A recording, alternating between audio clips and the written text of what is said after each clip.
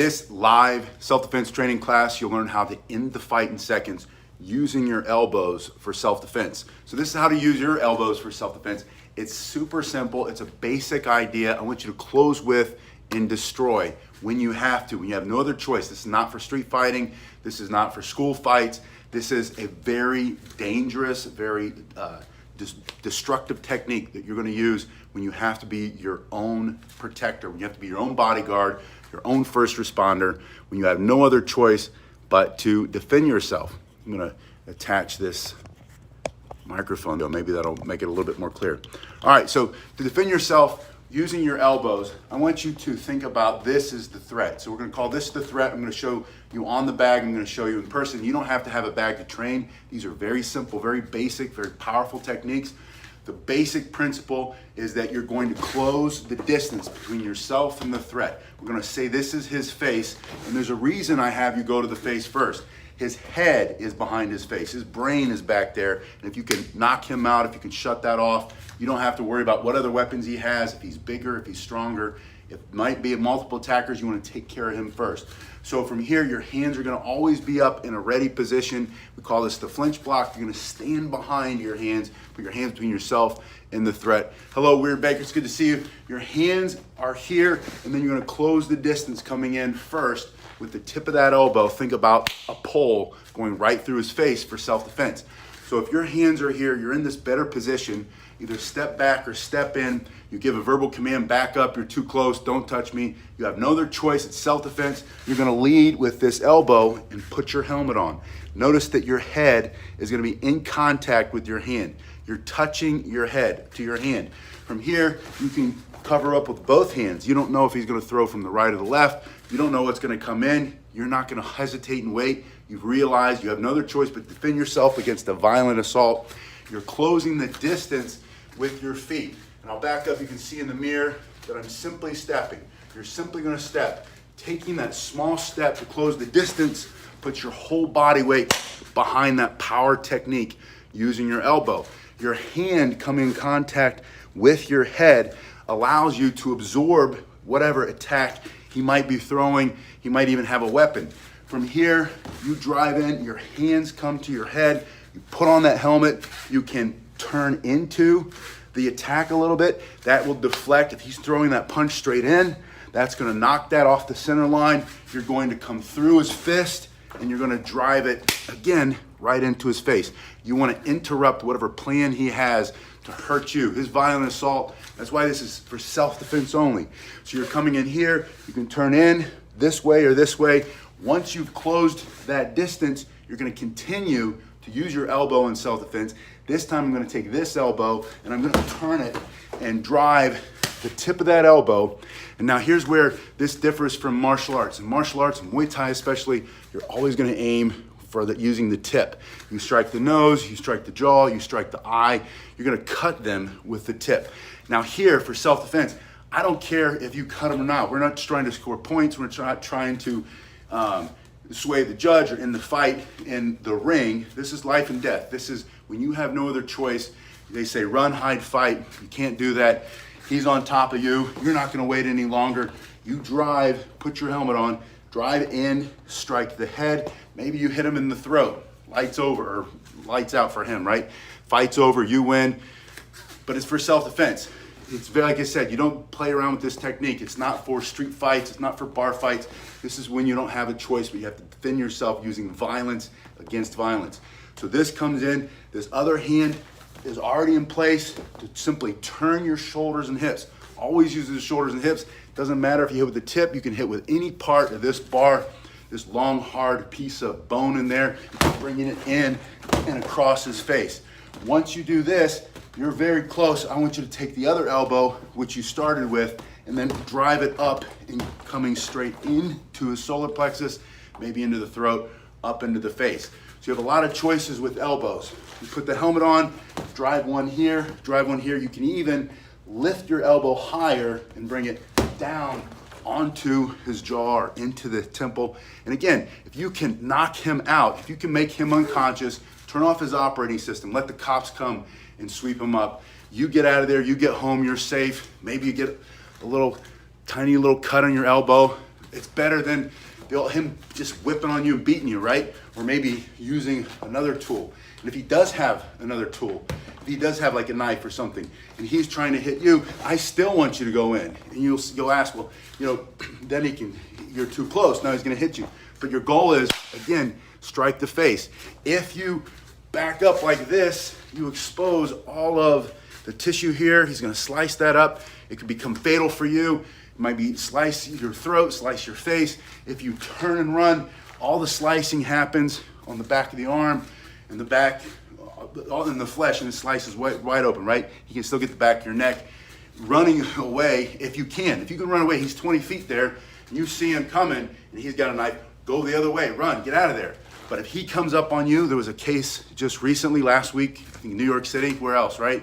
The guy comes around the corner, he's riding an e-bike, pops off, randomly attacks a guy who's carrying a bag. Guy drops the bag, turns and runs, and he slashes and slashes. And you should have seen how explosively, thank you for that, Nicholas. She's seen how explosively this guy pressed the attack and came forward. All good. Brandon says summer camp's coming next week. Brandon, we start summer camp here next week too.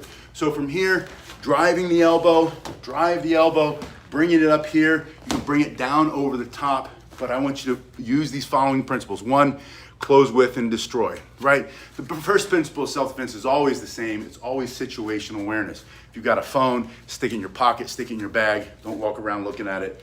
This guy who was attacked last week, it happened so fast. They were coming around different parts of the same corner, right? This guy's coming here, this guy's coming here, pops off his bike, whatever reason, no reason. Guy's criminally nuts, he's insane. Just starts to slash at this other guy. He slices him up really good. And it can happen so fast that you have to train yourself to respond immediately with this idea of closing the distance and not increasing the distance. It's your natural instinctive reaction. Almost everybody will recoil. It's like if you see a snake, you recoil. If you see an alligator, you saw a bunch of them today, then you back up, right? You see that knife come out, you back up like this. That's the natural instinct. So you have to train yourself using visualization, mental anchors, breathe, picture yourself, picture this as a threat. You don't even have to have a bag. You're right here, imagine what he looks like, and then you just close with. As soon as you're startled, your hands would come up, and then you close that gap by moving your body. This is the important part of this whole process. You have to be able to take a step. I weigh 250 pounds. That's 250 pounds coming through that elbow into his face. And then the step accelerates it. So it's more than 250 pounds of pressure, all concentrated right there on that tip. And then you don't have to, and if you can control his head, you don't have to worry so much about what his arms are gonna do. Someone asked me last week, well, can I throw a kick first? Yeah, you can throw the kick first if you want.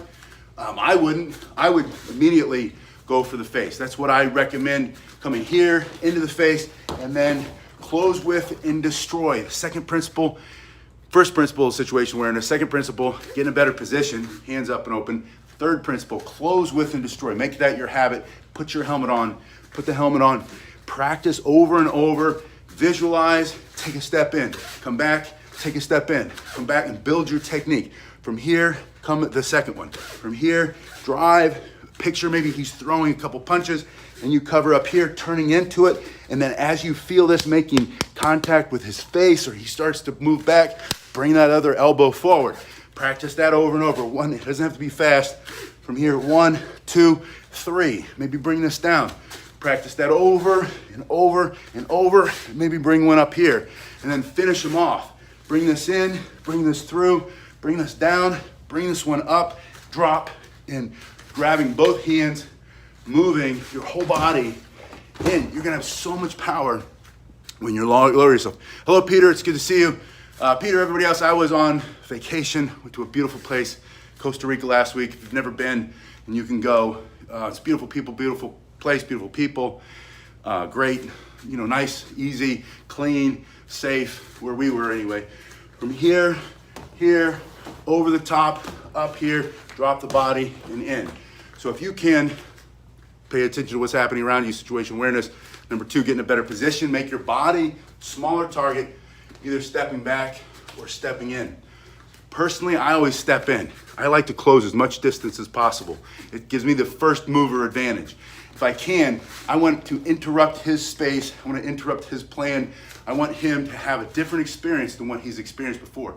He's used to going around hurting people, intimidating people, pushing them around.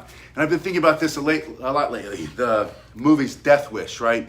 The Clint Eastwood, Dirty Harry movies. All those movies came out 30, 40 years ago, maybe longer than that.